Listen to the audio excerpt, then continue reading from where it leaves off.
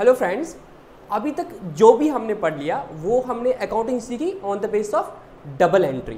तो हमने बोला था कि मॉडर्न अकाउंटिंग जो लुशा फकोइली ने इन्वेंट करती थी, जो बुक उसने लिखी थी, उसमें उसने बता दिया कि every transaction has in every transaction there will be at least two accounts will get affected. For every debit there will be a corresponding equal credit. उस बेसिस पे हमने अकाउंटिंग सीख ली। तो हमने पढ़ा था कि हम क्या करेंगे, एक ट्रांजैक्शन को रिकॉर्ड करेंगे, उसकी जर्नल एंट्री करेंगे और जर्नल में ये चीज़ें ध्यान में रखेंगे कि एक ट्रांजैक्शन के दो एस्पेक्ट होंगे, दो अकाउंट्स को वो हिट करेगा, एक डेबिट हो जाएगा, दूसरा क्रेडिट होगा, या एक से ज़्यादा क्रेडिट हो जाएंगे बट अमाउंट्स बराबर हो जाएंगे। ये था डबल एंट्री बेस पे। मगर याद करो, जब स्टार्ट में मैंने आपको अकाउंटिंग के लिए इंट्रोड्यूस कर दिया कि अकाउंटिंग में हमें क्या करना होता है, एट द एंड हमें हिसाब रखना है, बट इस हिसाब को मॉडर्न अकाउंटिंग में कैसे करते हैं, डबल एंट्री बेस पे करते हैं, ठीक है।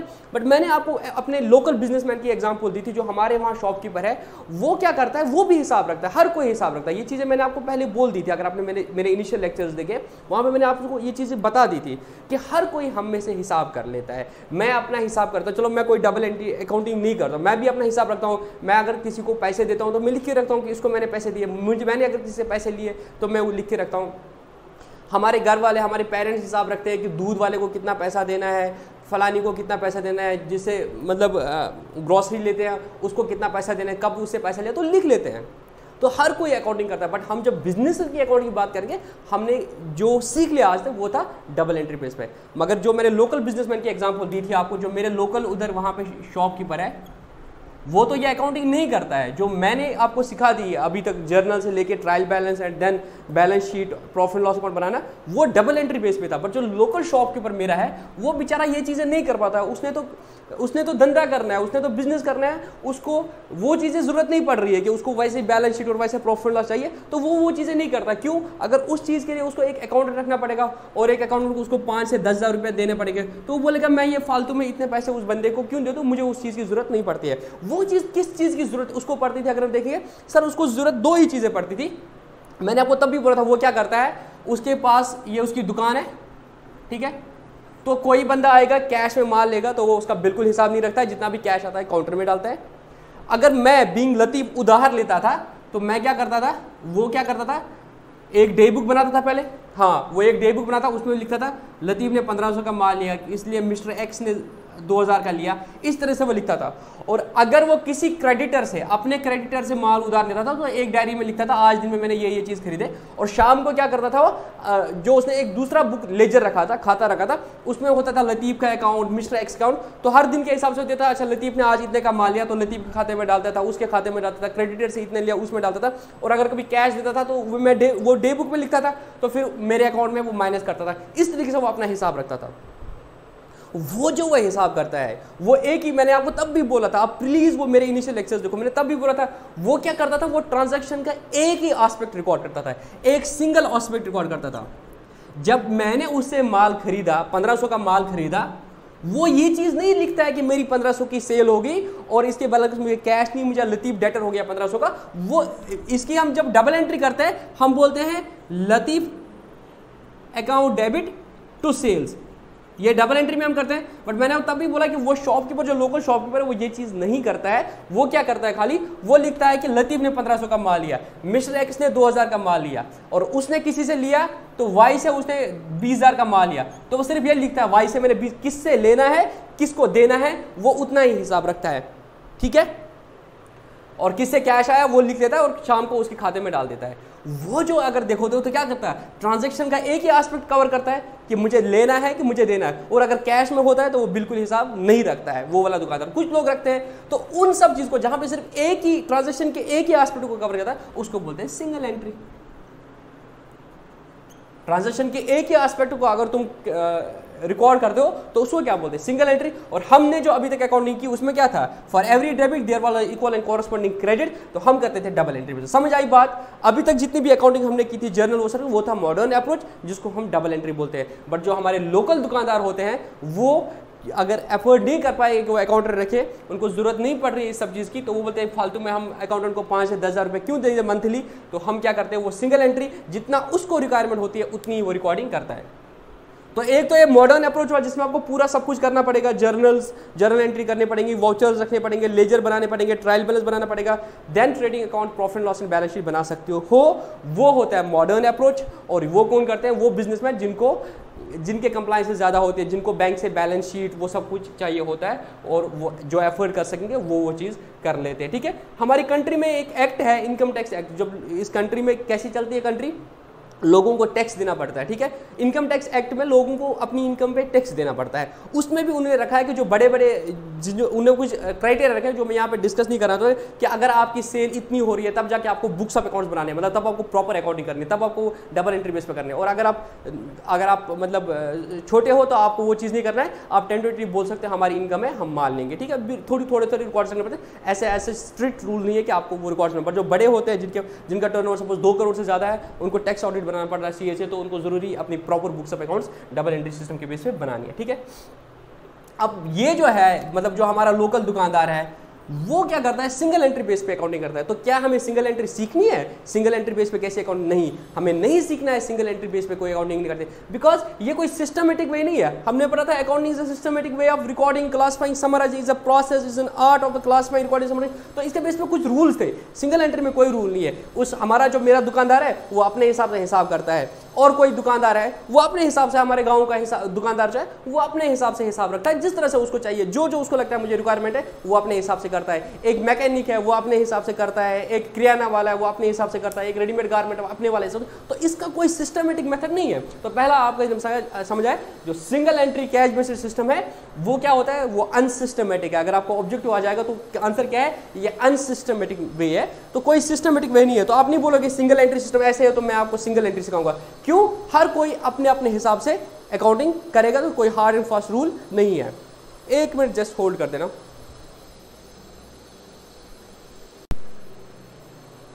ठीक है, थोड़ी बैकग्राउंड में आवाज आ रही थी तभी मैंने पॉज कर दिया था और दरवाजा बंद कर दिया। ठीक है, तो मैं क्या बोल रहा था? सिंगल एंट्री सिस्टमेटिक नहीं है, इट इज टोटली अनसिस्टमेटिक, और हर दुकानदार से अलग हो सकता है। कोई अपने हिसाब से हिसाब रखता है, कोई दूसरे अपने हिसाब से हिसाब रखता है। तो हर कोई अपने अपने हिसाब से हिसाब, मतलब कोई मेथड नहीं है कि जिस तरह से रखनी है अकाउंटिंग। ठीक है, तो तुम बोलोगे फिर सर हमें क्यों पढ़ना है?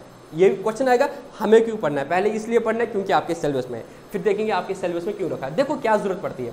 इससे पहले मैं एक चीज बताता हूँ, अभी तक जो हमने अकाउंटिंग कर दी थी वो 2 चीजों पे होती है, ताकि मैं आपके टॉपिक का पूरा नाम कवर कर दूं। इसका मतलब क्या है? ये जो अकाउंटिंग हमने करी थी, एक तो था डबल एंट्री बेस पर, दूसरा जो बेस था वो था एक्रूअल बेसिस।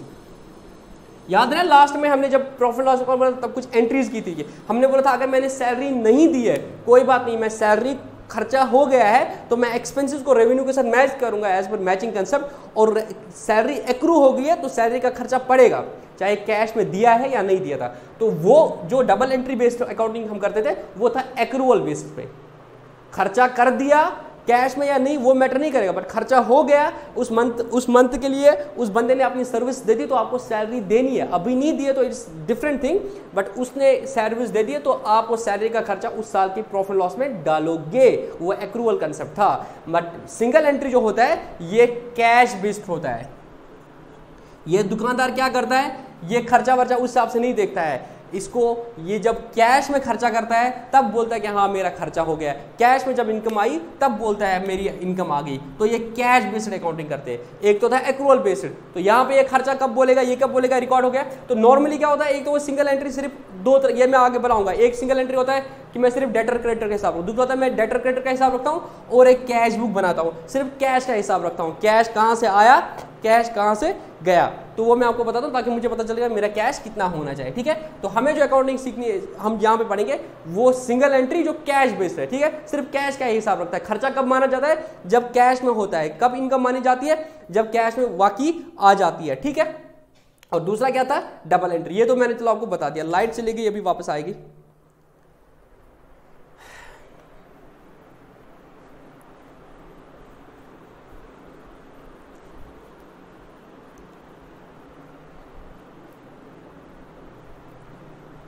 अब मैं आपको यहाँ पे बहुत इंपॉर्टेंट चीज़ बोलूँगा कि ये सिंगल एंट्री बेस्ड अकाउंटिंग तो वो बंदा करेगा, कैसे करेगा, हमारे लिए क्या इंपॉर्टेंट है, हमारे लिए क्या इंपॉर्टेंट है, हमें क्यों सीखना है, हमें निकालना है इसका प्रॉफिट कितना है सपोज, और इसकी फाइनेंशियल पोजीशन कितनी है, इसकी फाइनेंशियल पोजीशन कैसी।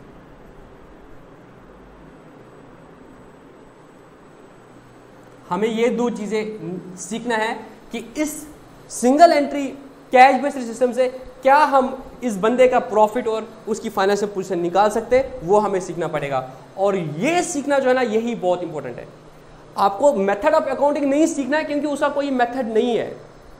इट्स नॉट लाइक कि आप ये मेथड सीखोगे तो आप बोलोगे कि मैं सिंगल एंट्री से भी बुक्स बना सकता हूँ, डबल एंट्री से भी बुक्स बना सकता हूँ। That's not the thing. Double entry है वो प्रॉपर अकाउंटिंग तरीका है, ठीक है। बट जो आपके लोकल दुकानदार है वो अपने हिसाब से अपनी अकाउंटिंग करते हैं, कोई अपने हिसाब से करता है, कोई दूसरे पर। आपको क्या सीखना है? आपको सीखना है कि आप उसको बोल सकते हो, उसी के जो रिकॉर्ड्स है उस बेसिस पे उसका प्रॉफिट कितना है और उसकी फाइनेंशियल पोजीशन कितनी है। क्या आप बोल सकते हो? द आंसर इज यस, आप बोल सकते हो। क्या प्रैक्टिकली ऐसा होता है? The answer is yes. अब बोलोगे सर कहाँ ऐसा होता है कि हमारा लोकल दुकानदार वो बुक्स ऑफ अकाउंट्स में रिकॉर्ड भी नहीं रखता है, पूरा थोड़ा थोड़ा रिकॉर्ड रखता है, बट आप उसको बता पाते हो कि उसका प्रॉफिट कितना, उसका बैलेंस शीट बैलेंस कितना है? मैं बोलता हूँ हाँ प्रैक्टिकली होता है। मैं अपना बोलूँगा आपको, मैं जो कोर्स किया हूँ, मैं बाय प्रोफेशन चार्टर्ड अकाउंटेंट हूँ। तो सीए के कोर्स में हमें क्या होता है, 3 साल की इंटर्नशिप करनी पड़ती है, और वो इंटर्नशिप मैंने जम्मू कश्मीर में की है। अभी मैं प्रैक्टिस में नहीं हूँ, मैं अभी जॉब कर रहा हूँ। जब हम प्रैक्टिस में होते हैं वहाँ पे हमें क्या है, लोकल दुकानदार बहुत आते हैं, मतलब बिजनेसमैन आते हैं, उनको अपनी बैलेंस शीट चाहते हैं और प्रॉफिट लॉस अकाउंट चाहिए होता है। अब बोलोगे क्यों चाहिए होता है? याद करो, आपके लोकल में जितने भी बिजनेसमैन, अगर आप उनसे पूछोगे, वो किसी हद तक अपने फंड से काम कर लेते हैं, बट जो ही उनको पैसे ज़्यादा चाहिए, वो बड़े लेवल पे काम करना चाहते हैं, तो वो बैंक के पास जाते हैं लोन लेने। एक तरीका होता है वो बैंक के पास लोन लेने जाए, दूसरा तरीका होता है वो बैंक में सीसी लिमिट खोले।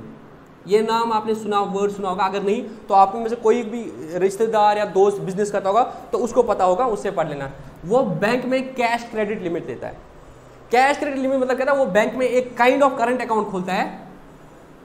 केसीसी तो हर किसी ने सुना होगा कश्मीर में, किसान क्रेडिट कार्ड। तो what is that? That is cash based facility. तो जिसमें आप 3 लाख रुपए निकाल सकते हो बेस्ड ऑन कि आपकी जमीन कितनी है। इसी तरीके से वो बिजनेसमैन क्या करता है, अपनी सीसी लिमिट खोलता है। क्या खोलता है? अपनी सीसी लिमिट खोलता है बैंक में। तो बैंक वाला बोलता है ठीक है, आपका ये अकाउंट है, आप 3 लाख तक के पैसे निकाल सकते हो। तो काइंड ऑफ उसको क्या दिया बैंक ने, 3 लाख का लोन ले लिया। बट बैंक बोलता है उसको, भाई इसके लिए तुम क्या करो कि हम तुम्हें जो कैश क्रेडिट लिमिट देंगे ताकि तुम अपनी वर्किंग कैपिटल इससे इतने एसेट्स परचेज करो, स्टॉक परचेज करो, फिर उसके बेस पे उसको जब बेचोगे तो पैसे आएंगे, तो हमारा माल चुका देना, पैसे चुका देना। तो इस तरीके से उसको एक रनिंग फैसिलिटी दी जाती है। बट इसके लिए उसको बैंक बोलता है कि तू हमारे पास क्या ला, अपने प्रॉफिट एंड लॉस अकाउंट ला, अपनी बैलेंस शीट ला, हम देखेंगे कि तेरा टर्नओवर कितना है, तेरा प्रॉफिट कितना है। क्योंकि ऐसा ना हो कि हम तुझे पैसा देंगे और तू कमा के ही नहीं देगा। तो वो उनको देना पड़ता है उस बंदे को जिसकी फाइनेंशियल पोजीशन अच्छी हो, जिसकी फाइनेंशियल परफॉर्मेंस अच्छी हो। अब ये बंदा जो आम दुकानदार है, इसने तो कोई डबल एंट्री अकाउंटिंग की ही नहीं है। अब जब इसने डबल एंट्री अकाउंटिंग की ही नहीं है तो ये कैसे बता पाएगा कि मेरा प्रॉफिट कितना है और मेरा लॉस कितना है और मेरी फाइनेंशियल पोजीशन क्या है? तो ये बंदा क्या करता है, इसको जब ये सीसी लिमिट लेनी पड़ती है, अब इसके पास, इसने तो कभी ये बुक्स के अकाउंट की जरूरत पड़ी ही नहीं थी। अब बेचारा छोटा मोटा दिन में कमाता है, शाम को घर लेता था। अब डिसाइड किया कि मैं थोड़ा बड़े लेवल पे करूँगा, करेगा कैसे? तो ये जाता है एक सीए के पास जाता है और सीए को बोलता है कि सर मुझे बैंक से लोन लेना है, मुझे बैंक से सीसी लिमिट इशू करानी है, तो मुझे ना आप, वो बोलते हैं कि आप ये बना के दे दो। तो फिर सीए उससे क्या करता है, सीए उससे कुछ डिटेल लेता है, क्योंकि आप इसने डबल एंट्री तो की नहीं है। अगर डबल एंट्री बेस पे की होती तो इसने ट्रायल बैलेंस बनाया होता है। तो ट्रायल बैलेंस बेस पे वो क्या करता, सीए उसकी trading account profit loss balance sheet बना के देता है, या वो खुद भी बना सकता है। बट क्योंकि उसने डबल एंट्री बेस पे अकाउंटिंग नहीं की है, तो अब सीए क्या करता है, सीए उसको बोलता है कोई बात नहीं, आ जा तू मेरे ऑफिस में आ जा, कुछ पैसे लगेंगे। तो वो सीए लेता है उसको, तो सीए उसको क्या करता है, प्रॉफिट एंड लॉस और बैलेंस शीट बना के देता है। ठीक है, वो बैलेंस शीट और प्रॉफिट लॉस अकाउंट उसको बैलेंस शीट बना के देता है। उसके बेसिस पे वो बैंक में जाता है और उनको दिखाता है और उसको सीसी लिमिट सिलेक्शन होती है। अब देखो, मैं थोड़ा यहाँ पे बताऊंगा, इससे पहले कि मैं नोट्स पे आ जाऊँ, मैं थोड़ा आपको बताता हूँ वो क्या करता है, सीए क्या करता है। हमें वो बैंक बोलता है उसको कि अपनी बैलेंस शीट दिखा दे, अपनी बैलेंस शीट दिखा दे तू, क्योंकि बैंक जानना चाहता है कि इसका स्टॉक कितना है, इसके एसेट्स कितने हैं, इसकी फाइनेंशियल पोजीशन कितनी है। और फिर प्रॉफिट लॉस भी बोलता है। अब देखो मैं कैसे इसको बोलता हूँ, मैं इसकी दुकान में जाता हूँ या इसको बोलता हूँ कि जितने भी तेरे डॉक्यूमेंट्स हैं वो मेरे पास लाना। तो ये क्या करता है, ये क्योंकि सिंगल एंट्री बेस पे है, वही मेरा लोकल दुकानदार है, वो क्या करता है, उसने कोई हिसाब ऐसा नहीं रखा होता। या तो सोचो चलो वो मेरे पापा का दोस्त भी है तो मैं ही जाता हूँ उसके पास, तो उसने बोला था कि उसने मेरे पापा को बोला था ऐसे मुझे बैंक से लोन चाहिए, उसने बोला ठीक है मेरा बेटा सी है वो तुम्हें मदद करेगा। अब मैं उधर गया तो वो बोल रहा है बेटा मुझे ऐसे लोन लेना है, तो वो प्रॉफिट लॉस बैलेंस शीट बोल रहे मैंने तो अकाउंटिंग की ही नहीं है। अब देखो मैं क्या अप्रोच करूँगा, ये तुमने सीखना है क्योंकि यही तुम्हारे एग्जाम में आएगा, तुम्हें कोई अकाउंटिंग तो नहीं करनी है, ठीक है। तो मैं उसको बोलता हूँ अंकल कोई बात नहीं, तो ये उसकी दुकान है, मैं काइंड ऑफ ऐसे कर लेता हूँ, ठीक है। मैं बोलता हूँ अच्छा अंकल मुझे आप बता दो, सपोज अब उसका ना 1 साल हो गया है, एज्यूम करो उसका 1 साल हो गया बिजनेस करते हुए, ठीक है। मैं उसको बोलता हूँ अंकल ये जो आपकी दुकान है ना, ये आपकी अपनी दुकान है, आपने खरीदी है दुकान? बोला हाँ बेटा ये मैंने खुद से खरीदी है दुकान। मैं बोलता अच्छा ठीक है अंकल कितने में खरीदी आपने? बोला ये बेटा मैंने शॉप खरीदी है 10 लाख में, ये चलो ज़्यादा हो जाएगा, ये मैंने 2 लाख में खरीदी है, ठीक है। तो 2L करता हूँ। और मैं बोलता हूँ अच्छा अंकल यहाँ पे जो फर्नीचर है ना, यहाँ पे ये जो जितने भी ये सारे हैं ये आपने खरीदे, इसमें कितना लगा आपको? बोला बेटा इसमें मुझे 1 लाख रुपया लगा फर्नीचर में। और मैं करता हूँ, मैं बोलता हूँ अंकल आप कुछ हिसाब रखते हो, आपको किससे कितना पैसा लेना है, किससे कितना मतलब जो आपसे उधार में लेता है उसका हिसाब रखते हो? बोल रहे हाँ बेटा ये तो वो एक लेजर जो मैंने बोला था ना वो स्टार्टिंग वाले लेक्चर में कि वो लेजर बनाता है, तो वो मुझे एक खाता वो लेजर बुक दिखाता है, उसमें बोलता है जिन जिन से मुझे पैसा लेना है उनका हिसाब मैं इस पे रखता हूँ, ठीक है। तो ये एक लेजर है, डेटर लेजर में इसको बोलता हूँ, क्या बोलता हूँ? Debtor ledger. इसी तरीके से इसने एक और बुक रखी है जिसको क्रेडिटर लेजर, मतलब ये भी उधार लेता है, तो इसने रखा होता है। तो वो बोलता है कि इसमें मैंने इंडेक्स में देखा 10-15 जितने भी बंदे जो से उधार लेते हैं उनका है। तो मैं क्या करता हूँ, कैलकुलेटर लेता हूँ, एक साइड में टोटल करता हूँ, सबका टोटल करता हूँ। तो मैं यहाँ पे लिखता हूँ अच्छा अंकल के टोटल डेटर्स जो है जिससे वो लोगों से पैसा लेना है 3 लाख रुपए इसको लोगों से पैसा लेना है, ठीक है। और मैं इससे सब क्रेडिटर का हिसाब करता हूँ, तो मैं क्रेडिटर का हिसाब करता हूँ, मैं देखता हूँ इसके क्रेडिटर कितने हैं, तो मैं यहाँ पे क्या करता हूँ इसके क्रेडिटर कितने हैं, तो मुझे पता चल रहा है इसके क्रेडिटर कितने हैं 5 लाख, ठीक है। सारा समझ आ रहा है ना आपको? विजुअलाइज करने की कोशिश करो, ठीक है। तो फिर मैं बोलता हूँ अंकल मुझे एक बात बताओ, देखो वो अंकल क्या है, अंकल ने क्या कर दिया है, अंकल ने अकाउंटेंट नहीं रखा है क्योंकि उसको अकाउंटिंग नहीं आती है, अंकल को बिजनेस करना आता है। अंकल मुझे ये नहीं, वो अकाउंटिंग नहीं कर पाता, बट अंकल मुझे ये बोल पाएगा कि उसके पास माल कितना है। मैं उसको बोलता हूँ अंकल आज की डेट में जो आपके पास माल है ना आप मुझे बोल सकते हो कितना है? तो बोलता ठीक है बेटा थोड़ा मुझे देखने दे दे मैं बताता हूँ। तो वह ऐसे देख लेता, अच्छा आटे की इतनी बोरियां है, क्योंकि वो होलसेलर है, आटे की इतनी बोरियां हैं और वो इतना है। तो वह कोई भी बिजनेसमैन हो वो लगा पाता है अंदाजा कि उसके दुकान में लगभग कितना माल है। मैं नहीं बता पाऊंगा, बट वो बोलता है बेटा मेरे दुकान में ना लगभग 10 लाख का माल है। मैं बोल रहा ठीक है अंकल 10 लाख का माल है। मैं बोलता हूँ अंकल मैं आपका कैश काउंटर देख सकता हूँ? वो बोल रहा है बेटा हाँ तुम बिल्कुल देख सकते हो कैश काउंटर। मैं बोलता हूँ अंकल आप गिनो ना आपके पास कितना कैश है, जो इस बिजनेस का कैश आपके कैश काउंटर में। वो बोलता है कि कैश अभी मेरे पास 20,000 रुपया है, ठीक है, कैश 20,000 है, ठीक। और मैं बोलता हूँ अच्छा अंकल आपने बैंक अकाउंट खोला है कोई? बोला हाँ बेटा मैंने बैंक अकाउंट भी खोला है। अभी वो लोन लेने जा रहा है, अभी तक लोन नहीं लिया है बैंक से, ठीक है। बैंक उसको पूरा बैलेंस शीट बनाता है। मैं बोला अच्छा आपके जो पासबुक है ना जरा मुझे पासबुक पे एंट्री करा के लाओ। तो उसने जो वहाँ पे वर्कर होता है उसको जल्दी जल्दी भेजा, वहाँ पे बैंक भी नजदीक है। तो उसने बैंक से क्या किया, बैलेंस पता चला और पता चला कि उसके बैंक में 50,000 रुपया है, ठीक है।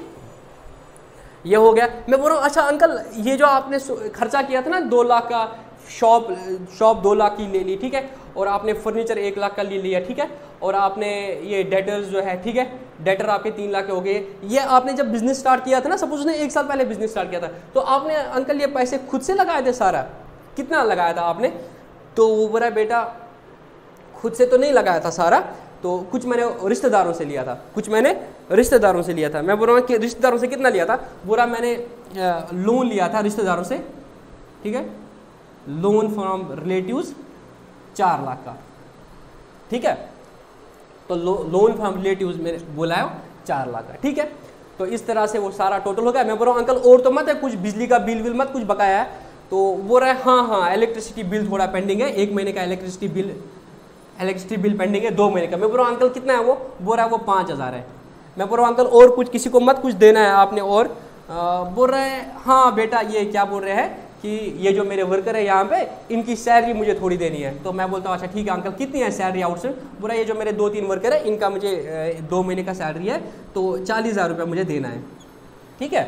बस इतना ही बोलता है वो, और कुछ नहीं बोलता है। मैं बोला अंकल और कुछ तो नहीं है हिसाब? बोल रहा है बस बेटा इतना ही हिसाब है। मैं क्या करता हूँ ऐसे डाल देता हूँ इसको, तो फिर बस और तो वो कुछ नहीं बोलता है। और मैं क्या कर सकता हूँ, इतनी इंफॉर्मेशन अंकल ने दी है तो मैं क्या करता हूँ, इस बेसिस पे मैं इसको टोटल करता हूँ, 2 और 1 3 और 3 6 4 10 16, तो ये आएगा मेरा 16,70,000। तो मैं बोलता हूँ इसमें से 16.7 minus 4 minus 5 minus 0.5 minus 0.4 6.8 lakh. तो मैं बोलता हूँ अंकल आपकी कैपिटल कितनी है अभी, 6.8 लाख, 16.7 लाख, 16.7 लाख। इस तरीके से अगर आप देखोगे मैंने क्या कर दिया, अंकल को पूछा, बहुत सारे क्वेश्चन पूछे, वहां से थोड़ी थोड़ी इंफॉर्मेशन गैदर कर दी और इस हिसाब से मैं इसकी काइंड ऑफ, आपको याद है अभी लास्ट में हमने बैलेंस शीट सीखा था, इस तरीके से देखो यहाँ पे हमने भी काइंड ऑफ बैलेंस शीट बना दी। अब क्योंकि ये बैलेंस शीट नहीं है, balance sheet is a sheet which contains the balance sheet, sheet which contains the balance of all the ledger accounts, ठीक है, is a sheet which contains the balance of all the ledger accounts. But यहां पे problem क्या है, यहां तो कोई trial balance नहीं बना है, तो हम इसको बैलेंस शीट नहीं बोलते हैं, हम इसको बोलते हैं statement of affairs, statement of affairs. Actually यहां पे अभी लाइट चली जा रही है तो फ्रीक्वेंटली फ्लक्चुएशन हो रहा है मॉनसून के चक्कर में, तो आई एम रियली सॉरी कि बीच में लाइट जा रही है, बट आई होप कि आप पूरा देखोगे तो कोई नुकसान नहीं हो जाएगा आपका, ठीक है। अब क्योंकि ये मैंने बैलेंस शीट नहीं वैसे बना दी तो इसको क्या बोलते हैं, स्टेटमेंट ऑफ अफेयर्स। तो आप लोगों को अपने एग्जाम में यही सीखना है कि आप स्टेटमेंट ऑफ अफेयर्स कैसे बनाओगे। तो क्या कुछ नहीं करना है, उससे डिटेल लेनी है, उनको जॉट डाउन करना है। तो यहाँ पे जो निकला बैलेंसिंग फिगर निकला, क्या निकला, बैलेंसिंग फिगर निकला। कैपिटल तो हम वो तो ओपनिंग बोल देता, वो बोलता कि बेटा मैंने 5 लाख रुपया लगाया था। सपोज जब मैंने बिजनेस स्टार्ट किया था बेटा, तो मैंने क्या किया था, 5 लाख रुपया अपने घर से लगाया था, अपना लगा दिया था, और 4 लाख मैंने रिश्तेदारों से लोन लिया था, तो 9 लाख से मैंने काम स्टार्ट कर दिया था। क्या किया था, मैंने 9 लाख से स्टार्ट कर दिया था बिजनेस। तो इस तरीके से वो बोलता है मुझे कि मैंने क्या किया था, 5 लाख अपना लगाया था और रिलेटिव्स का 4 लाख लगाया था। तो ये वो कर लेता है, और फिर 1 साल जब हो गया तो मैं उसका हिसाब कर लेता हूं और मुझे पता चलता है कि उसकी कैपिटल कितनी है। उसकी कैपिटल आज की डेट में 6.8 लाख है, 6.8 लाख है। ये एक हिसाब हो गया। इस तरीके से आप देखो कि मैंने क्या किया, इसका काइंड ऑफ बैलेंस शीट बना दिया, जिसको हम स्टेटमेंट ऑफ अफेयर्स बोलते हैं, जिससे हमें पता चलता है इसकी फाइनेंशियल पोजीशन क्या है। बैलेंस शीट से भी पता चलता है फाइनेंशियल पोजीशन, और स्टेटमेंट ऑफ अफेयर्स से भी पता चलता है। बट क्योंकि ये क्या है, ये कंस्ट्रक्ट हमने बना दिया, और बैलेंस शीट क्या है, हमने बाकायदा लेजर अकाउंट्स बनाते हैं, उनका बैलेंस होता है, उनको हम बैलेंस शीट में डालते हैं। यहाँ पर ये हिसाब नहीं है, क्योंकि इसने उस तरीके से हिसाब नहीं रखा है। इसने एक बुक रखी है जिसमें वो डेटर्स का हिसाब रखता है, दूसरी बुक रखी है जिसमें क्रेडिटर्स का हिसाब रखा है, और कैश काउंटर से मुझे कैश का पता चला, बैंक से बैंक का पता चला, ठीक है। ये एक चीज हो गया। अब मैं इसको कुछ और चीजें पूछ लेता हूं, ठीक है। अब मुझे ढूंढना है कि इसने कितना प्रॉफिट कमाया इस साल, ठीक है। अब मुझे ढूंढना है इसने कितना प्रॉफिट कमाया है। तो मैं बोलूंगा अपेरेंटली मुझे क्या लग रहा है, मैं देखता हूं कि अगर मुझे बोलना पड़ेगा इसने कितना प्रॉफिट कमाया है, मैं बोलता हूं कि देखो इसके पास अभी कितनी कैपिटल है, 6.8 लाख। जब इसने बिजनेस स्टार्ट किया था तब इसने कितना पैसा लगाया था, तब इसने 5 लाख लगाया, तो इसकी एडिशन कितनी हुई कैपिटल की, 1.8 लाख। 1.8 लाख इसमें एडिशन हुआ है ना। अब मैं इसको बोलता हूं अंकल आपने फिर इस 5 लाख के बाद कुछ और लाया था दुकान में। बोला नहीं बेटा, उसके बाद मैंने कुछ इस दुकान में और घर से पैसा नहीं लाया। इट मीन्स जो एडिशन है, एडिशन क्या है, एडिशन नील है। मैं उसको बोलूंगा अंकल आपने बिजनेस से कुछ पैसा निकाला है घर के लिए, 1 साल हो गया आपको काम करते हुए, आपने कुछ निकाला है। बोला हाँ बेटा, मैंने एक कोशिश की थी कि अभी क्योंकि मैं स्टार्ट ही कर रहा था, मैं ज़्यादा नहीं लेता था, तो मैं हर महीने ना 10-10 हज़ार रुपया घर के लिए ले लेता। तो मैंने एक कोशिश की थी कि मैं हर दिन नहीं निकालूंगा कुछ पैसे, तो मैं मंथली 10-10 हज़ार रुपया बेटा निकालता था इससे, ठीक है। तो at the end of the month में 10 हज़ार रुपया निकालता था और उसी से अपना घर चलाता था। तो आज तक मैंने बिजनेस से 1,20,000 रुपया निकाला है। कितना निकाला है, 1,20,000 रुपया। तो क्या तुम मुझे बता सकते हो इसने कितना प्रॉफिट कमाया साल का? हाँ, हम बता सकते हैं। इसकी अभी एडिशन उतनी है 1.8 लाख।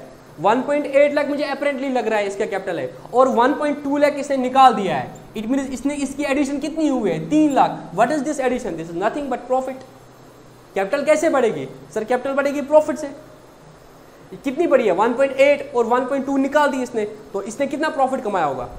इसने प्रॉफिट कमाया होगा 3 लाख रुपया। कैसे? याद करो, जब मैं आपको, ये तो सिंपल मैथमेटिक्स है, अगर आपको ऐसे समझ आया, अगर नहीं समझ आया तो मैं आपको बता रहा हूं। जब हम बैलेंस शीट बनाते थे, याद करो, जब हम बैलेंस शीट बनाते थे इसी तरीके से बनाते थे। हम जब बैलेंस शीट करते थे तो यहाँ पे क्या लिखते थे, ओपनिंग कैपिटल 5 लाख, ऐड क्या करते थे, प्रॉफिट लेस क्या करते थे, ड्राइंग कितनी है 1.2 लाख, तो मेरे क्या निकलता फिर, मुझे निकलता था बैलेंस कितना है 6.8 लाख। तो मुझे बता सकते हो मुझे प्रॉफिट कितना होगा? सर बहुत आसान है, प्रॉफिट वो फिर कितना हुआ होगा 3 लाख। 5 और 3 कितना हुआ 8.0, और उसमें से 1.2 चला गया तो आया 6.8 लाख। अभी जब मुझे क्लोजिंग बैलेंस आ गया 6.8 लाख और ओपनिंग बैलेंस था 5 लाख, तो क्या आप प्रॉफिट निकाल सकते हो? हाँ सर हम प्रॉफिट निकाल सकते हो। तो अगर मैं बोलूंगा फॉर्मूला बता दो फिर टू कैलकुलेट द प्रॉफिट, तुम्हें यही इसी बेस पे अकाउंट एग्जाम में आएगा, हाउ टू, तुम प्रॉफिट कैसे निकालोगे, तुम क्लोजिंग कैपिटल निकालोगे। तो कुछ नहीं करना है, क्लोजिंग कैपिटल कैसे करोगे, स्टेटमेंट ऑफ अफेयर्स बनाओगे। तो तुम स्टेटमेंट ऑफ अफेयर्स बनाओगे तो तुम्हें क्या निकलेगा, क्लोजिंग बैलेंस,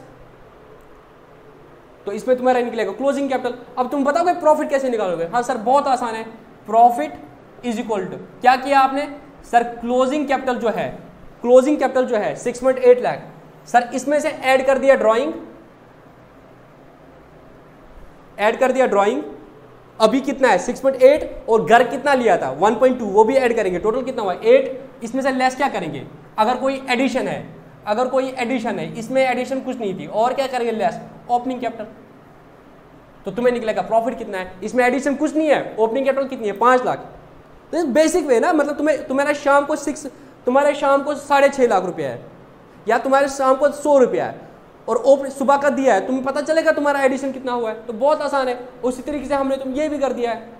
इसकी टोटल कैपिटल है अभी 6.8 लाख, ओपनिंग कैपिटल 5 लाख दिया है, इसमें से 1.2 लाख निकाल दिया, तो तुम्हें निकालना है प्रॉफिट कितना निकला है। तो सिंपल मैथमेटिकल फॉर्मूला यूज कर दिया, closing capital 6.8 lakh plus drawings 1.2 lakh minus addition 0 minus opening capital 5 lakh, तो तुम्हें निकलेगा इसके प्रॉफिट कितना हो गया, इसका प्रॉफिट 3 लाख। तो इस तरीके से तुम्हें इसका प्रॉफिट भी आ गया और इसका तुम्हारी बैलेंस शीट भी आ गई। अब तुम बोलोगे सर यहाँ तो क्या था, यहाँ तो आपने बोला था कि ये स्टेटमेंट इस अंकल ने पिछले साल स्टार्ट किया था, इस साल आपने इसको बोल दिया। अगर ऐसा नहीं है, उसने पिछले साल स्टार्ट नहीं किया था, पिछले से पिछले साल कभी और स्टार्ट किया, तो आपको कुछ नहीं करना उस केस में। अब क्या हो गया, ये बेस बन गई अंकल की। अब अगले साल के लिए मैं इसको यही बोलूंगा, अंकल आप क्या करोगे, ये आपने कुछ नहीं करना है, ठीक है, ये हिसाब आ गया।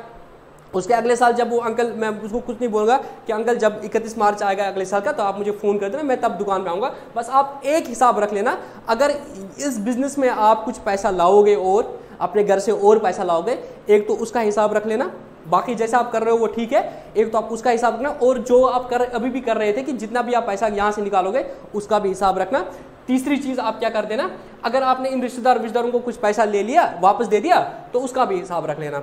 सपोज मैं अगले साल और गया वहाँ पे, ठीक है, ये 1 साल हो गया, अब मैं अगले साल गया, ये 1 साल का हो गया, तो अब मैंने पिछले साल के बेस पे बता दिया इस साल प्रॉफिट गया। अगले साल में और गया, अब मैं यहाँ पे मैं भूल गया कि कितना था यहाँ पे, शॉप कितना था मैं भूल गया। सपोज मैंने शॉप बोली थी 2 लाख की थी, ठीक है, तो मैं बोलूँगा अच्छा ठीक है, अब एसेट की वैल्यू कम होती है, तो अब मैं बोलूँगा कि चलो अब आज की डेट में इसकी शॉप की वैल्यू 1.8 लाख है, ठीक है, और फर्नीचर जो मैंने 1 लाख का रखा था, सपोज 10,000 का डेप्रिसिएशन हो गया तो वो 90,000 है। अब डेटर्स को मैं टोटल करूँगा, अगेन डेटर्स 4 लाख के है, स्टॉक का टोटल करूँगा, स्टॉक 12 लाख का है, कैश अगेन गिनूंगा वहाँ पे कितना है, कैश सपोज 20,000 हो रहे हैं, बैंक में देखूंगा सपोज बैंक में अभी 10,000 ही है, ठीक है। इस तरीके से क्या होगा, अब सैलरी देखूंगा, सैलरी आउटस्टैंडिंग सपोज कुछ नहीं है, इलेक्ट्रिसिटी बिल भी कुछ नहीं है, ठीक है, और देखूंगा क्रेडिटर्स कितने हैं, क्रेडिटर्स सपोज 5 लाख के हैं, ठीक है, क्रेडिटर्स 5 लाख के है, और फिर बोलूँगा अच्छा अंकल ये जो रिलेटिव्स है इनको कुछ पैसा वापस दे दिया आपने, सपोज ये 6 लाख के हो गए, अब सर इनको कुछ पैसा वापस दे दिया, बोला हाँ बेटा एक रिलेटिव को मैंने 1 लाख दे दिया, अब मेरे पास लोन बचा है 3 लाख, तो मैं फिर टोटल करूंगा अगेन कि आज की डेट में कितना है अंकल का इधर, तो मैं अब क्या करूंगा, इसको टोटल करूंगा, तो ये आएगा 1.8 plus 1.8 plus 0.9 plus 4 plus 12 plus 0.2 plus 0.1 कितना आया 19। सपोज इसको मैं थोड़ा बढ़ा लेता हूँ, उसको मैं 7 करता हूँ, 19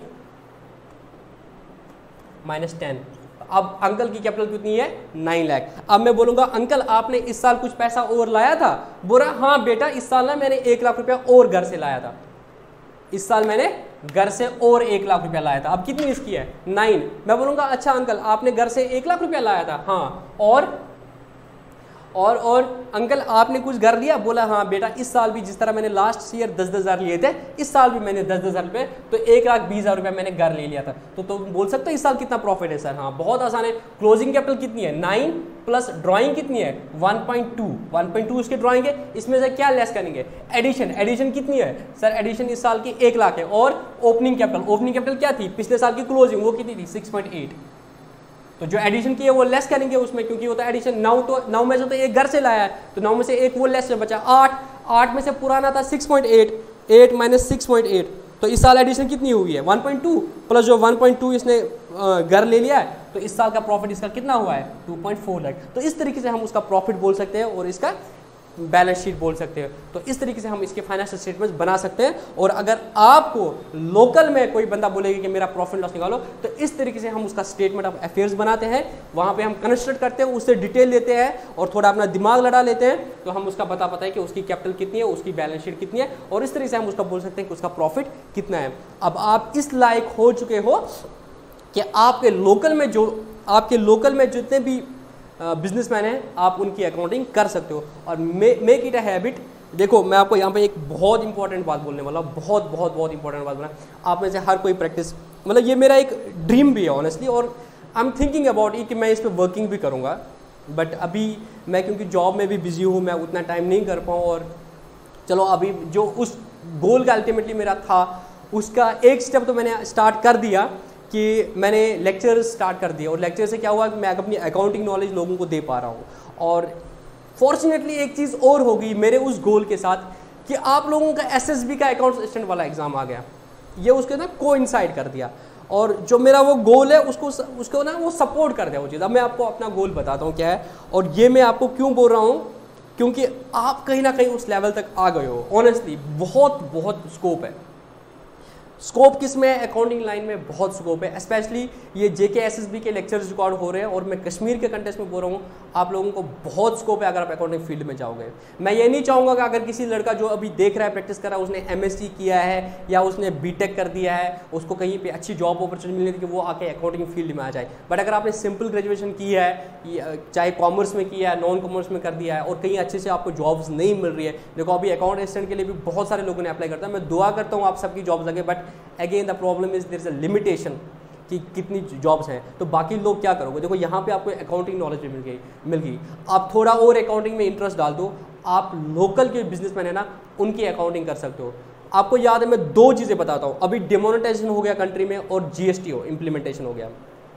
जीएसटी में क्या है ना, हर दुकानदार को आजकल जीएसटी रजिस्टर करना पड़ता है, चाहे वो खुद से रजिस्ट्रेशन करे या जिससे वो माल ले, जिसको वो माल बेचे, वो बोलते हैं कि सर हमें जीएसटी का रजिस्ट्रेशन चाहिए, क्योंकि इनपुट टैक्स का क्रेडिट का लॉस होता है। वो मैं नहीं बताना चाहता हूँ यहाँ पे, बट ये आप अपने एंड पे देख लेना। तो बहुत रीजन होते हैं कि लोगों को जीएसटी में रजिस्टर करना पड़ता है, क्योंकि इंटरस्टेट ट्रांजैक्शंस होती है तो उनको दिक्कत आ जाती है। अब जीएसटी का वो रजिस्ट्रेशन क्यों करेंगे, तो उनको जीएसटी की रिटर्न भरनी है। जब उसको जीएसटी की रिटर्न भरनी है तो उसको अकाउंटेंट की जरूरत पड़ रही है आजकल।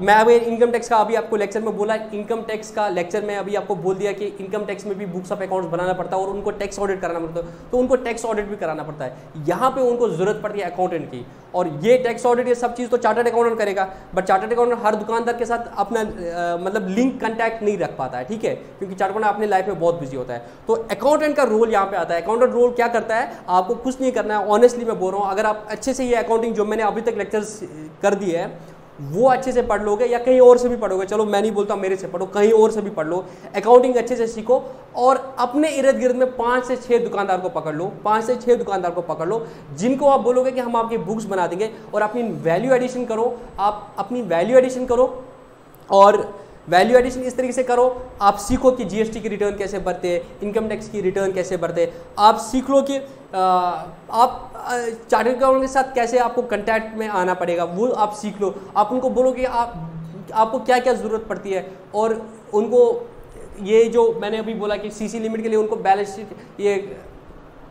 शीट और प्रॉफिट लॉस बनाना है, तो आप चार्टर्ड अकाउंट्स के लिंक में आ जाओ और उनको बोलो कि ठीक है आप आपको काम देंगे, और उनसे काम ले लो, तो सीए का भी फायदा हो जाएगा, आपका भी फायदा हो जाएगा, दुकानदार का भी फायदा हो जाएगा, क्योंकि आपने अब अकाउंटिंग सीख ली है, वो दुकानदार डायरेक्टली सीए के पास नहीं जाता है, आप उसमें मीडियम रोल प्ले कर सकते हो, और कुछ चीज़ें आप खुद सीख सकते हो, आप जीएसटी की रिटर्न बनना सीख सकते हो, कुछ और चीज़ करना सकते हैं। इस तरह से मैं आपको क्या बोलता हूँ कि अगर आपको लग रहा है ऑनेस्टली, और आप क्या करो, अकाउंटिंग लाइन में घुस जाओ,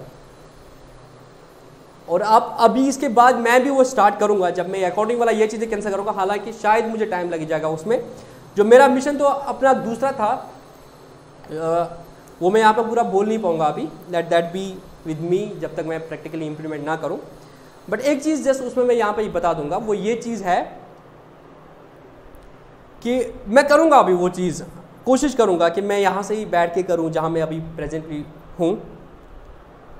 मैं उन बच्चों को जिनको ये अकाउंटिंग में इंटरेस्ट है, थोड़ा सा मैं बताता हूँ, उन जिनको अकाउंटिंग में इंटरेस्ट है मैं उनको अकाउंटिंग सिखाऊंगा। एक तो ये मैनुअल हो गया, और मैं उनको टैली में सिखाऊंगा, क्योंकि आजकल बुक्स ऑफ अकाउंट टैली में बनता है, ठीक है, ये सारी अकाउंटिंग टैली में होती है, तो मैं उनको टैली भी सिखाऊंगा। और उसके बाद क्या होगा, आप किसी भी बिजनेसमैन की बुक्स बना सकते हो, और उनको वो बुक्स बनानी पड़ती है, चाहे जीएसटी ऑडिट के लिए, टैक्स ऑडिट के लिए उनको बुक्स बनानी पड़ती है। वो अपने सीए को पूरा पैसा, और सीए उनकी बुक्स सारी खुद नहीं बना सकता, तो वहाँ पे आपका रोल आएगा। ऑनेस्टली आप अगर 5 से 6 कस्टमर ही पकड़ लोगे, इतने सारे दुकानदार हैं, 5-6 कस्टमर आपने पकड़ लेने, उनकी आप बुक्स बनाओगे, या उनका ये रिटर्न वाला चीज़ देखो, या उनका सीए के साथ जो काम होगा वो करोगे, आप आराम से 15-20 हज़ार रुपया मंथली कमा सकते हो, और साइड में आप अपना कुछ काम भी कर सकते हो। ये काम आप वीकेंड्स में ही कर सकते हो। आपने उसका वीकेंड पे जाना है, उस पर दुकान पे जाना है और उसकी अकाउंटिंग कर देनी है, या जिस तरीके से करना है। और जीएसटी रिटर्न भरना सीख लो, इस तरीके से सीए के साथ उठना बैठना सीख लो, और अकाउंटिंग अच्छे से सीख लो। उसके बाद टैली सीख लो, आप अपने उधर कोई भी कोचिंग सेंटर्स पे जा सकते हो, टैली सीख दो और अकाउंटिंग लाइन में घुस सकते हो। मेरा जो थोड़ा सा प्लान था ये था कि मैं मिला दूँ, मतलब बिजनेस वालों को और इन लड़कों को जिनको मैं तैयार करूँगा, इनको मैं मिला दूँ आपस में, इनको मैं ऐसी नॉलेज दे दूँ, क्योंकि मैंने खुद पढ़ाया होगा और मुझे पता होगा कि इनको क्या नॉलेज है, और प्रैक्टिकल नॉलेज दूँगा। उसके बाद जिनको रिक्वायरमेंट होगा, मैं एक ऐसा पोर्टल बना दूँ जहाँ पे मैं इनको, मतलब उनको रिक्वायरमेंट होगी, मैं इनको सप्लाई करूँगा और उनका फ़ायदा होगा, मेरा आपस में कुछ नहीं होगा। बस मेरा एक ड्रीम है कि जितने लोगों का हो सके कि ज़िंदगी मेरी वजह से बन जाए, वो मैं कोशिश करता हूँ। उस मतलब मेरा ये गोल है अल्टीमेटली, कि मैं इस तरह का सोच रहा हूँ कि मैं कुछ कर पाऊँ ऐसा, ठीक है। तो यहाँ मैं क्या बोल रहा हूँ आपको, डबल एंट्री तो एक चीज़ था, वो सीख लो अच्छे से। अगर आपका सपोज अल्लाह बचाए जॉब ना मिले आपको इसमें अकाउंटिंग में, बट आपने अगर अकाउंटिंग सीख ली थोड़ी और आपको इंटरेस्ट बढ़ रहा है, तो मैं बोल रहा हूँ अकाउंटिंग में बहुत स्कोप है। एज़ कम्पेयर टू आप नॉर्मल कोई जॉब करो, उससे अच्छा है कि आप अकाउंटिंग लाइन में घुस जाओ, एज ए खुद अकाउंटेंट, सेपरेट अकाउंटेंट बनो। और अगर आपको इस जो भी मैं वीडियो बनाऊंगा, इसके बाद भी शायद कोशिश करूंगा इसको कट करके अलग से भी डाल दूं, और उसके बाद भी अगर आपको लग रहा है कि आपको फर्दर कुछ इंटरेस्ट है इसमें, आप मुझे मैसेज कर देना, मैं चाहूँगा तो मैं कोशिश करूँगा कि आपकी हेल्प करूँ उसमें, ठीक है। तो यहाँ पर मैं क्या बोलता था, अभी आपने डबल एंट्री भी सीख ली, तो वो भी आपको अगर आपको टैली में थोड़ा सीख लेना है, अगर आपको इंटरेस्ट है तो। सपोज़ अगर आपकी जॉब नहीं लगी और आपको अकाउंटिंग में इंटरेस्ट बढ़ गया, तो आप मेरे साथ कांटेक्ट करते रहे, मैं आपको गाइड करूंगा कि आप कैसे इसमें आगे लेके अपना कैरियर बना सकते हो। और बहुत पैसा है अकाउंटिंग में, ऑनेस्टली बहुत पैसा है। आप इतने सारे बिजनेसमैन होते हैं और उनको टैक्स ऑडिट, जीएसटी ऑडिट, ये सब की ज़रूरत पड़ती है, वहाँ पे आप हेल्प करके इनकी ये सारे काम एक सीए से करा सकते हो, ठीक है। सीए तो ऐसे भी करा देगा, बट आपका क्या होगा, आप बीच में आओगे तो आपका फ़ायदा भी हो जाएगा, ठीक है। वो चीज़ करेगा, ठीक है। और छोटी छोटी चीज़ आप खुद भी कर सकते हो, जैसे उसकी बुक्स बनाना, ठीक है, वो आप किसी तरीके से खुद बनाते हो, क्योंकि आपने मैनुअली सीख लिया, अब आपको टैली में सीखना है, वो बहुत आसान है, वो मैं आपको सिखा दूंगा आगे। अगर आपको इंटरेस्ट है तो आप मुझे मैसेज कर देना। और दूसरी चीज़ में क्या है कि प्रॉफिट एंड लॉस, मतलब जो वो है जो सिंगल एंट्री बेस पे, और उनको सीसी लिमिट आप बहुत सुनोगे, अभी सीसी लिमिट के लिए उनको करना पड़ता है, तो वहाँ पे आप अपना अकाउंट्स का ऑफिस खोल सकते हो। और जिन जिन उनके दुकानदारों को सीसी लिमिट बनाने की जरूरत है, आप सीए के साथ कंटेक्ट कर सकते हो। सीए को बोलोगे कि इनको बनानी है, खुद थोड़ा कुछ डाटा खुद कंपाइल करके सीए को दोगे, और बाकी फिनिशिंग वर्क सीए करेगा, सीए का भी फायदा होगा, आपका भी फायदा होगा। इस तरीके से आप ये चीज़ कर सकते हो, ठीक है। सपोज आप उससे दुकानदार से कुछ पैसे लेके मतलब सीए को दोगे, और कुछ उसमें आपकी अपनी कमीशन भी रहेगी। इस तरीके से आप ये काम कर सकते हो और आपका फायदा हो सकता है, अगर आपने कुछ सीखा है और उसको अपनी प्रैक्टिकल लाइफ में काम लाओगे, ठीक है। तो ये सिंगल एंट्री जो सीखा है, इसमें बहुत इंपॉर्टेंट स्कोप है। और मैं जो आपको बोल रहा था कि हम जो मैं आर्टिकलशिप करता था, वहाँ हम यही चीज़ें, बहुत सारे कस्टमर हमारे सीसी में आते थे और उनके पास प्रॉपर रिकॉर्ड होते, तब उनसे हम उनकी बैंक स्टेटमेंट लेते थे। यहाँ पे फिर मैंने तो बेसिक चीज़ बोला, हम प्रॉफिट इस तरह से निकालें। एक और तरीका है प्रॉफिट निकालने का, हम उसकी जो जितनी छोटी छोटी बुक्स है उनसे कंपाइल करके कोशिश करते हैं कि किसी तरीके से हम ट्रायल बैलेंस बना दें। फिर उसके हम सारे हम उसका बैंक स्टेटमेंट देखते हैं, बैंक स्टेटमेंट देखते हैं कितनी बार क्रेडिट्स आ गए, इट मीन्स हम बोलते हैं कि इसकी सेल्स हो गई। हम टोटल डेटर्स अकाउंट बनाते हैं और वहाँ पे बोलते हैं अच्छा डेटर से कितना पैसा आया है, अच्छा इट मीन्स हमने इनको इतनी सेल की होगी। अच्छा कैश बुक में देखते हैं, फिर ये कैश बुक भी बनाया होता है, कैश बुक में कितना कैश आया, इट मीन्स या तो डेटर से आया या तो सेल आया, तो डेटर से पता चलता है कि डेटर से कितना आया, बाकी तो सेल का आया होगा। इस तरीके से हम सेल बना पाते हैं, परचेज बना पाते हैं। और ओपनिंग स्टॉक बोलते हैं पिछले साल कितना था, क्लोजिंग स्टॉक वो बोलता है, इस तरीके से हम बोलते आते हैं जीपी, फिर बोलते हैं अच्छा सैलरी कितनी देते हो एम्प्लॉयज़ की, रेंट कितना देते हो, इलेक्ट्रिसिटी कितना, इस तरीके से हम थोड़ा सा तोड़ फोड़ के क्या करते हैं उसकी बैलेंस शीट बनाते हैं, वो प्रॉफिट एंड लॉस निकलता है, फिर जाकर स्टेटमेंट में फिर से बैलेंस शीट बनाते हैं, इस तरीके से फिर वो सीए उसकी पूरी प्रॉफिट लॉस से बैलेंस शीट बनाता है। बट क्रक्स यही है कि कोई रिकॉर्डिंग नहीं की है, आप उससे डिटेल लेके ये सारी चीज़ें कर लेते हो, ठीक है। It was based about the basic of this single entry cash based. तो यहाँ पे क्या होता है, कैश में वो ट्रांजेक्शन्स कर लेता है और मतलब सॉरी कैश में वो अकाउंटिंग करता है और सिंगल एंट्री बेस पे कर देता है, ठीक है। कैश कहाँ से आया, कैश कहाँ गया और किससे पैसा लेना है, किसको पैसा देना है, इतना ही वो हिसाब रखता है। और आपको क्या करना है, वहाँ से कुछ चीज़ें निकालनी पड़ेगी। तो वो आपको क्वेश्चन में क्या आएगा, सबसे फेवरेट क्वेश्चन जो मुझे लगता है आपको बोला जाएगा कि प्रॉफिट निकालो। तो प्रॉफिट आसान है निकाला, आपको क्लोजिंग दिया होगा, इसको बोलते हैं क्लोजिंग स्टेटमेंट ऑफ अफेयर्स, ठीक है। और पुराना जो था उसको बोलते हैं ओपनिंग स्टेटमेंट ऑफ अफेयर्स, ठीक है। तो उनको कंपेयर करके आपको बोलना है प्रॉफिट कितना है। तो ठीक है, क्लोजिंग कैपिटल में से ओपनिंग कैपिटल लेस करो, उसमें से ऐड करो ड्राइंग और लेस करो जो एडिशन थे, उस तरीके से आपको प्रॉफिट आएगा। और क्या आएगा, तुम्हें ओपनिंग कैपिटल दी जाएगी, प्रॉफिट दिया जाएगा, ड्राइंग दिया जाएगा, एडिशन दिया जाएगा, तुम्हें क्लोजिंग कैपिटल का। तो बेसिक इसी इक्वेशन को घुमा फिरा के तुम्हें मैथमेटिकली ये सारी चीजें निकालनी पड़ेगी, ठीक है। अब ये तो बेसिक था जो मैंने आपको ओवरव्यू दे दिया cash basis system of accounting. अब मैं आपको जो मैंने नोट्स बनाए हैं उनसे देखूंगा कि कुछ चीजें तो नहीं है जो मैंने छोड़ दी, वो मैं डिस्कस करूंगा आप लोगों के साथ ताकि और क्लैरिटी आ जाएगी इसमें, ठीक है। और नोट्स में ना मैंने आपको लास्ट में क्वेश्चंस भी दिए, एमसीक्यूज बहुत मेहनत लगती है नोट्स बनाने में, ऑनेस्टली 7-8 घंटे भी इसमें कम से कम मुझे 7-8 घंटे लगे होंगे इन नोट्स को बनाने में, इस चक्कर में कि आपके सिलेबस में जो है क्या पूछना चाहते हो उस हिसाब से मैं नोट्स बना लो। 7-8 घंटे मुझे ये जो आपके टोटल 10 पेज है इसमें टाइम लगा, ठीक है। तो इसको लाइटली मत ले लो, इन नोट्स को अच्छे से पढ़ लो, लास्ट में एमसीक्यू भी दिए उनको भी पढ़ लो, ठीक है।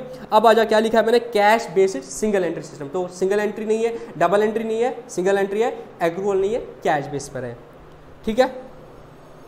उसके बाद मैंने आपको बोला यहाँ पे क्या करते हैं नॉर्मली वो कैश बुक बनाता है। हर कोई कैश बुक नहीं बनाता है, बट माना तो तरीका है इसके आप कैश बुक भी बना लो। It's not that cash book जो है हमने उधर पढ़ा था वो कैश बुक नहीं, क्योंकि वो कैश बुक भी डबल एंट्री बेस पे होता है, cash account debit to capital, cash account debit to sale. यहाँ पे ऐसा नहीं होता है। यहाँ पे जो कैश बुक बनता है सिंगल एंट्री में वो वैसे नहीं बनता है जो वहाँ पे बनता है। यहाँ पे बहुत सिंपल तरीके से कैश बुक बनता है, मैं आपको बताता हूँ यहाँ पे कैश बुक कैसे बनता है। ये आता है डिस्क्रिप्शन, ये आता है इनकम, ये आता है एक्सपेंस, ये आता है बैलेंस, ठीक है। यहां पे जो कैश बुक बनाता है और डेट आता है बीच में, ठीक है, एक डेट आता है। सपोज ओपनिंग बैलेंस उसका जो मैंने आपको एग्जांपल दी है, ओपनिंग बैलेंस, ठीक है, यहां पे डेट भी आता है। ओपनिंग बैलेंस इसका 2000 था, ठीक है। फिर इसने क्या कर दिया, फिर इसने रेंट पे कर दी। सपोज डेट लिखेगा, इस दिन मैंने रेंट पे कर दी, रेंट पे कर दी 800। अगर इसने रेंट 800 पे कर दिया तो बचा कितना पीछे कैश, 1200। उसके बाद क्या दिया, सपोज इसने सेल कर दी, इसने सेल कर दी 500 की, 500 की सेल कर दी तो कितना बचा सर, अब 1700 हुआ होगा कैश। उसके बाद इसने क्या किया, सब इसने परचेज कर दिया, इसने परचेज कर दिया 200 का, तो वह एक्सपेंस में डालेगा, तो इसका कैश कितना बचा 1500। तो क्लोजिंग बैलेंस कितना निकला इसको 1500। तो यहाँ पे कैश बुक इस तरीके से, अगर कोई सिंगल, क्योंकि सिंगल एंट्री कोई वो नहीं है, रूल नहीं है, डेफिनेट मेथड नहीं है, तो अगर कोई कैश बुक बनाएगा सिंगल एंट्री में तो इस तरह से बनता है। तो वो ओपनिंग बनता है और दो चीजें लिखता है, इनकम और एक्सपेंस करके लिख लेता है कि कहाँ कहाँ पे खर्चा कर दिया, जिसको हम बोलते हैं पेमेंट, या ऐसा भी बोल सकते हो, यहाँ पे बोलता है रिसीट और यहाँ पे बोलता है पेमेंट। चाहे उसको इनकम या एक्सपेंस बोल दो या रिसीट या पेमेंट बोल दो, ठीक है। मेरे हिसाब से रिसीट और payment is the correct word, ठीक है। तो रेंट दे दिया तो बोलता है पेमेंट हो गया तो 1200 बचा। इस तरह से वो सिर्फ कैश का हिसाब रख लेता है, ठीक है। और डेटर और क्रेडिटर का अलग हिसाब रखता है, ठीक है। वो बाद में फिर देखता है अलग एक लेजर बनता है, अगर कोई उधार लेता है तो उसका उधार रखता है, तो यहाँ पे एक डेटर वाला रखता है और यहाँ पे क्रेडिटर वाला रखता है, तो उनको उसमें डाल देता है। तो इस तरीके से वो अपनी अकाउंटिंग कर लेता है, ठीक है। अब फीचर्स ऑफ इनकम्प्लीट रिकॉर्ड, जो हमने सिंगल एंट्री सिस्टम है, इसका फीचर क्या है। पहला चीज है ये अनसिस्टमेटिक है, फाइन, इसमें कोई डाउट नहीं है, हाँ सर ये अनसिस्टमेटिक है। और इसमें नॉर्मली हम कैश ट्रांजेक्शंस रखते हैं, ये कैश ट्रांजेक्शन रखते हैं और पर्सनल रखते हैं, मतलब मैंने किस किस से पैसा लेना है, जिसने मेरे से उधार लिया उनका लिख लेता हूँ। नॉर्मल दुकानदार देखो वो यही चीज करेगा, नॉर्मल दुकानदार ये करता है, किससे पैसा लेना है और किसको पैसा देना है, किस में उधार में लिया, बस वो करता है। या तो ये रहता है और प्लस कैश वाला रहता है, बस यही दो चीजें रहती है। और इसमें कभी कभी क्या होता है, उसकी अपनी पर्सनल ट्रांजैक्शंस भी आती है। जैसे यहाँ पे उसने बोला कि पेमेंट्स, अच्छा मैंने अपना खर्चा दे दिया, बच्चे का फीस दे दिया, कोई भी यहाँ से दिया, वो भी इधर आता है, क्योंकि वो बेचारा सिस्टमेटिक वे में नहीं करता कि उसको कैपिटल से लेस करना, वो इधर उधर की कर लेता है, ठीक है। और हर कोई अपने अपने हिसाब से बनाता है, तो यूनिफॉर्मिटी नहीं है। जैसे आप प्रॉपर डबल एंट्री की होगी मैंने और किसी ने, आप उनको मैच कर सकते हो कि इसका प्रॉफिट कितना है, इसका लॉस कितना है, इतने एसेट्स कितने हैं, बट वहाँ पे सिंगल एंट्री में आप नहीं कर सकते हो। क्यों? क्योंकि वो हर कोई अपने अपने हिसाब से करता है, तो आप नहीं बोल सकते इसका प्रॉफिट वाकई इतना है, इतना ही होना चाहिए, नहीं होना चाहिए, हर कोई अपने अपने हिसाब से करता है। अब टाइप्स ऑफ सिंगल एंट्री क्या है? एक है pure single entry. Pure single entry क्या है? इसमें सिर्फ हम क्या करते हैं, जो मेरा वो लोकल दुकानदार था वो सिर्फ ये हिसाब रखता था कि किसने मुझसे उधार लिया उसका नाम रखता था, और किससे मैंने उधार लिया उसका नाम रखता था, और किसने मुझे पैसे दे दिए, मतलब जिसने मुझे उधार लिया था फिर पैसे दिए था उसका हिसाब रखता हूँ, फिर उसके हिसाब में से लेस करता हूँ, और किसको मैंने पैसे दे दिए जिससे मैंने उधार लिया था उसका हिसाब रखता हूँ। तो सिर्फ जो पर्सनल नेचर के अकाउंट्स है उन्हीं का हिसाब रखता है, किससे लेना है, किसको देना है। अगर वो इतना ही रखता है तो उसको बोलते हैं pure single entry. Pure single entry. दूसरा क्या है? Simple single entry. इसमें क्या है, ये पर्सनल रहता है, साथ में कैश भी बनाता है। और तीसरा क्या है? Quasi single. कॉसी सिंगल में क्या है, ये दो तो होते हैं और लास्ट में कुछ सब्सिडीज बनता है, सपोज एक दो और बनाता है, वो परचेज भी बनाता है और सेल भी बनाता है। परचेज करता है उसमें करता है, सेल्स उसमें करता है, ताकि उसको पता चले टोटल परचेज कितनी हुई है, टोटल सेल कितनी हुई है। तो किसी का जिसका जो रिक्वायरमेंट है उस हिसाब से वो अपना बना लेते हैं, ठीक है। तो कोई इंपॉर्टेंट ऑप्शन। अब इसकी एडवांटेज क्या है सिंगल एंट्री का? सबसे बड़ा एडवांटेज जो है ये स्मॉल बिजनेसमैन के लिए है, और सबसे बड़ा एडवांटेज जो है कि जो आपको नॉर्मली मॉडर्न अप्रोच के लिए आपको एक अकाउंटेंट रखना पड़ेगा, जिसको आपको 5 से 6 हज़ार रुपये देने पड़ेगा एटलीस्ट, यहाँ पे आपको अकाउंटेंट की जरूरत नहीं पड़ती है। यहाँ पे क्या होता है, बहुत सिंपल तरीके से रखना होता है कि 2 मिनट में उसका पड़ता है। हमने पढ़ा था मॉडर्न अप्रोच में पहले जर्नल एंट्री करो, उधर भी फिर थोड़ी सी क्लासिफिकेशन करनी पड़ती, प्रॉपर जर्नल बनता था, सब्सिडी बुक्स बनते थे, फिर जाकर लेजर बनता था, फिर ट्रायल बैलेंस बनता था, इतनी सारी मेहनत लगती थी, तो वहाँ पे टाइम ज़्यादा लगता था। यहाँ पे उतना टाइम नहीं लगता है। किसने उधार लिया उसका हिसाब रखते हैं, किससे उधार लिया उसका हिसाब रखते हैं, और हो सके तो कैश करते, तो यहाँ पे टाइम कम लगता है, और ये इकोनॉमिकल भी है, यहाँ पे पैसे भी कम लगते हैं, ठीक है, और इजी भी है बनाने के लिए ओनर के लिए। तो जो स्मॉल बिजनेस में उनके लिए फ़ायदेमंद है। इसका नुकसान क्या है? इसका सबसे बड़ा नुकसान क्या है कि आप प्रॉपरली नहीं बोल सकते आपने प्रॉफिट कितना है, लॉस कितना है, क्योंकि यहाँ पे ट्रायल बैलेंस ही नहीं बना रहे, क्योंकि कोई अकाउंट ही नहीं बनता प्रॉपरली, और यहाँ पे आप ट्रू प्रॉफिट नहीं बोल सकते कितना है। और सर अगर कभी चोरी हुई आपको बिल्कुल पता नहीं चलेगा। जैसे ये अंकल ने यहाँ पे बोला, क्या इधर हो सकता है कि इसका प्रॉफिट यहाँ पे 2.4 नहीं होता, 2.5 होता है, क्योंकि हो सकता है कि इसका जो मतलब ये है, मतलब इसके वहाँ पे जो काम वाम करता है, हो सकता है उन्होंने कोई चोरी की है, स्टॉक की या किसी और चीज़ की चोरी की है, इसको तो पता ही नहीं चलेगा अंकल को, है ना। बट अगर इसने प्रॉपरली बुक्स बनाई होती तो इसको पता होना चाहिए, तो तभी जो वो जाके क्या करते हैं, कैश बुक एटलीस्ट बनाते हैं, ताकि पता चले कि मेरा कैश कितना है। बट डबल एंट्री में क्या होता है, प्रॉपर बुक्स बनते हैं तो चोरी वोरी करने के चांस नहीं रहते, तो क्योंकि मिस अप्रोप्रिएशन होता है, वो बैलेंस आता ही नहीं कभी, तो पता चल जाता है कि चोरी हो गई है, ठीक है। बट यहाँ पे क्योंकि ऐसे प्रॉपर नहीं बनता है, तो चोरी अगर हुई होगी या लॉस हुआ होगा पता नहीं चल पाएगा। और यहाँ पे एक डिसएडवांटेज है, कल को खुदा न खास्ता इंश्योरेंस किया होता है, ठीक है, इंश्योरेंस किया होता है स्टॉक का, और वहाँ पे सपोज आग लग गई या कुछ हो गई, तो उनको भी बैलेंस शीट और प्रॉफिट लॉस है, तो आपको पता नहीं चल पाता कि आपका कितना प्रॉफिट लॉस, कितना उस वक्त कितना स्टॉक था। अगर आपने प्रॉपर बुक्स पढ़ना तब पता चलता है नॉर्मली, जब वो चीज़ नहीं है तो इंश्योरेंस कंपनी आसानी से नहीं मानती, तब अगेन आपको CA की जरूरत पड़ती है, फिर आप CA के बजाते हो, फिर CA इधर उधर करके कंपाइल करके दे देता है, बट दिक्कत तो होती है, ठीक है। अब इसमें प्रॉफिट और लॉस कैसे निकालते हैं, तो 2 तरीके हैं। एक है कि हम स्टेटमेंट ऑफ अफेयर्स बनाते हैं इस साल का और पिछले साल का, और उनको कंपेयर करके हमें प्रॉफिट निकलता है। दूसरा तरीका क्या है, हम ये जो सब्सिडरी बुक्स है, ये जो कुछ बनाता है, और सब्सिडरी बुक्स वहाँ से किसी तरीके से डेटर से निकाल देते हैं। डेटर में क्या होगा, डेटर का बैलेंस, अगर डेटर अकाउंट बनाते हैं, टोटल क्रेडिटर अकाउंट बनाते हैं, डेटर में पैसा आया होगा, डेटर से जो पैसा आया होगा वो इसने डेटर अकाउंट में डाल दिया होगा, तो यहाँ से हमें पता चल जाएगा कि इसकी सेल कितनी होगी, और यहाँ से भी पता चल जाएगा सेल कितनी हुई कैश बुक से थोड़ा, और जो डेटर से पैसा आएगा उस तरीके से यहाँ पे क्या आएगा, कैश सेल यहाँ पे होगी, क्रेडिट सेल कहाँ पे आएगी, डेटर में, तो कैश से, तो यहाँ से हमें पता चल जाएगा कि इसका सेल कितना हुआ। इसी तरीके से क्रेडिटर से और यहाँ से जो परचेज कर दिया, इससे हमें पता चल जाएगा कि मेरा परचेज कितना हो गया, और फिर उधर उधर तरीके से हम क्या कर जाएंगे, हम निकाल पाएंगे। मतलब हम क्या करते हैं, ये अकाउंट्स है, इस बेस पे कोशिश करते हैं कि हम क्या करें, ट्रेडिंग अकाउंट बनाएं, profit loss account, balance sheet बनाएं। तो वो एक तरीका है, मतलब इनकम्प्लीट रिकॉर्ड से डेटर से हमें निकलेगा क्रेडिट सेल कितनी हुई है, और यहाँ से कैश सेल कितनी होगी, उनको मिला के हमें टोटल सेल निकलेगा। यहाँ से जो एक्सपेंसेस कर दिए उससे पता चलेगा टोटल एक्सपेंस कितने हैं, और लास्ट में अंकल से भी पूछेगा, अंकल कुछ उधार बकाया है, तो उससे भी पता चलेगा टोटल इलेक्ट्रिसिटी एक्सपेंस कितना जाएगा, रेंट एक्सपेंस कितना जाएगा। तो उस तरीके से हम कंपाइल करते हैं और हम बनाते हैं कि इसका ट्रेडिंग प्रॉफिट या तो सिंपल तरीका स्टेटमेंट ऑफ अफेयर्स बना दो 2 साल का, उनको आपस में कंपेयर करोगे तो आपको प्रॉफिट आएगा। दूसरा तरीका क्या है, अंकल से पूछ लो, अच्छा यहाँ से डिटेल निकाल दो, सेल कितनी होगी, परचेज कितने, और फिर जाकर ट्रेड अकाउंट बना लो, प्रॉफिट लॉस बना लो, बैलेंस शीट बना लो। वो जो हम करते हैं दूसरा मेथड, उसको बोलते हैं कन्वर्जन मेथड। ये इसमें भी आपको क्वेश्चन आएगा, कन्वर्जन मेथड में क्या करते हैं, ये जो जितने भी इनकम्प्लीट रिकॉर्ड दिए इनके बेस पे थोड़ी सी अकाउंटिंग और करते हैं और निकालते हैं कि इसका कितना होगा। वो आपके सिलेबस में मुझे नहीं लगता आएगा, हालांकि सीए में हम वो चीज भी कर लेते हैं अकाउंट। इसको हम सिंगल एंट्री का दूसरा नाम भी है अकाउंटिंग फ्रॉम इनकम्प्लीट रिकॉर्ड्स, क्योंकि अंकल के पूरे रिकॉर्ड्स नहीं है, वहां से आप अकाउंटिंग करते हो और निकालते हो प्रॉफिट कितना है और बैलेंस शीट कितनी है। ठीक है, तो एक तरीका है कि आप क्या करोगे, ये स्टेटमेंट ऑफ अफेयर से निकाल दोगे, इसको बोलते हैं नेटवर्थ मेथड से। ठीक है, नेटवर्थ से आपको पता चलता है कि इसका प्रॉफिट कितना है। दूसरा है कि आप यहाँ ये सारी इंफॉर्मेशन को लेके ट्रेडिंग अकाउंट, प्रॉफिट लॉस और बैलेंस शीट बना दो, तो वो डिटेल पूरी निकालनी, मेहनत करनी पड़ती है। सेल्स कितनी हुई है, डेटर्स कितने हुए हैं, ये सेल्स कितनी हुई है, परचेज कितनी हुई है, बैड डेट्स कितने हुए हैं, रेंट कितना है, वो सारा निकालना पड़ता है टोटल करके।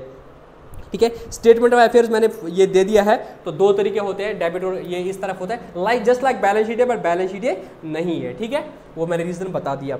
और इसमें हम बोलते हैं कि ठीक है, तो ऑब्वियसली नॉर्मली कैपिटल में पैसा होगा तो कैपिटल हमेशा बैलेंस शीट में निकलता है। हो सकता है कभी लॉस होंगे और कैपिटल भी डूब जाएगी तो कैपिटल इस तरफ से आएगा। अगर ये साइड ज़्यादा होगा, इट मीन नुकसान हुआ है, अपनी कैपिटल भी गई है, तो कैपिटल इस तरफ से आएगा। बट नॉर्मली हम बोलते हैं प्रॉफिट ही आया होता है तो कैपिटल यहाँ से बैलेंस शीट फिगर निकलेगा, तो ये एसेट्स आ गए या आपकी लायबिलिटीज आ गई। ठीक है, और जब आपको ये निकल गया स्टेटमेंट इस साल का, इसको अगले पिछले साल से कंपेयर करते हो तो आपको फिर प्रॉफिट निकलता है इस साल का। ठीक है, तो इसका मैंने फॉर्मूला भी दे दिया, एक और क्वेश्चन भी दिया। डबल एंट्री और सिंगल एंट्री के बेस पे अगर हम डिस्टिंग्विश करेंगे, डबल एंट्री में क्या था, both aspects of each transaction recorded, cash account debit, sorry Latif account debit to sale, तो वो डबल एंट्री था। खाली लतीफ का नाम लिखना 1500, सेल लिखना नहीं, दैट इज सिंगल एंट्री। और डबल एंट्री में क्या था, पर्सनल, रियल, नॉमिनल सारे आ जाते हैं, बट सिंगल एंट्री में ऐसा नहीं है, नॉर्मली पर्सनल अकाउंट्स आते हैं, रियल और नॉमिनल नहीं आते हैं। ठीक है, और डबल एंट्री में क्या है, कैश बुक ये सारे लेजर बनाते हैं, बट सिंगल एंट्री में ऐसा नहीं है, ओनली डेटर लेजर और क्रेडिटर लेजर बनता है और कोई कैश बुक बनाता है। और डबल एंट्री में अरिथमेटिकल एक्यूरेसी चेक की जा सकती है। ठीक है, कभी भी आप ट्रायल बस बनाओगे, बट सिंगल एंट्री में अरिथमेटिकल एक्यूरेसी चेक नहीं की जा सकती। इसके बाद मैंने कुछ मल्टीपल चॉइस क्वेश्चंस दे दिए, वो कर देना, कोई डाउट होगा तो मुझे मैसेज कर देना। अब इस तरीके से आप देखोगे जितना भी आपका अकाउंटिंग वाला पोर्शन था वो ऑलमोस्ट कवर हो गया। ये तो हालांकि मैं बोलता हूँ लास्ट वाले लेक्चर में ही अकाउंटिंग कवर हो गई थी, जिसमें हमने पार्टनरशिप कर दिया था। इसमें एनीवेज इसमें भी मान देता हूँ कि थोड़ी अकाउंटिंग तो करी थी। अब प्योरली थ्योरेटिकल है, 5 लेक्चर है हमारे, छोटे छोटे हैं वो, और उनके 5 लेक्चर आएंगे, 5 नोट्स आएंगे, उस तरह हमारा पूरा सिलेबस कंप्लीट हो जाएगा। उसके बाद मैं कोशिश करूँगा, मैं कोशिश वर्क भी कर रहा हूँ उस पर, इन नोट्स को कंपाइल करके एक ही PDF बनाऊँगा ताकि आप लोगों को भी पढ़ना आसान हो। अभी आपको मेरा फोल्डर गूगल ड्राइव फोल्डर देखना पड़ता है और उनका भी आपको एक ही जगह पर आ जाएगा।